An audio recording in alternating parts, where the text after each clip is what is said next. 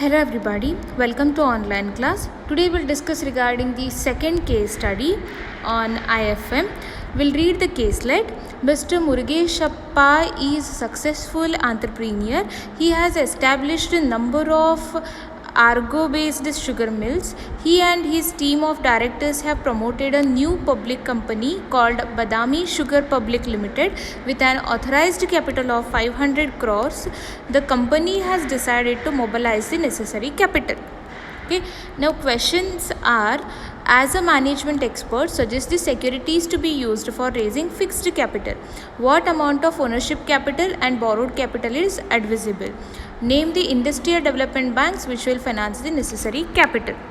See, as a Murugeshappa is a successful entrepreneur. He has established a number of Argo-based industries,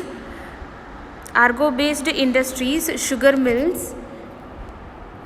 mills, and he and his team of directors have promoted a new public company called Badami Sugar Public Limited with an authorized capital of 500 crores. Means they brought 500 crores while starting a business.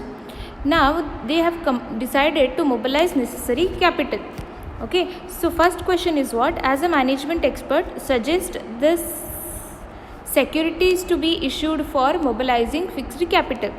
See, here we have to write down fixed capital. For fixed capital means they will be requiring a huge amount of capital.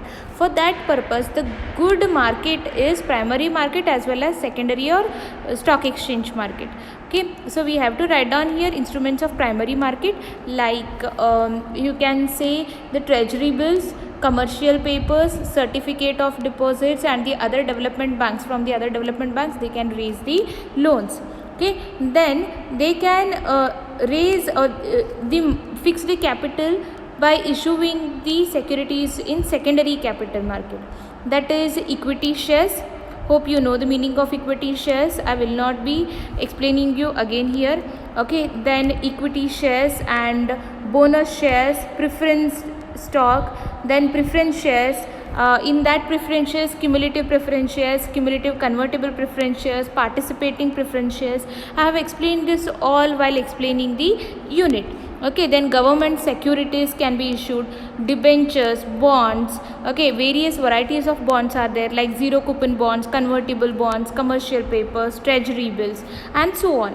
Okay, then what amount of ownership capital and borrowed capital is advisable? See, amount of ownership is given in the form of authorized capital, that is 500 crore, and the remaining will be what? Borrowed capital.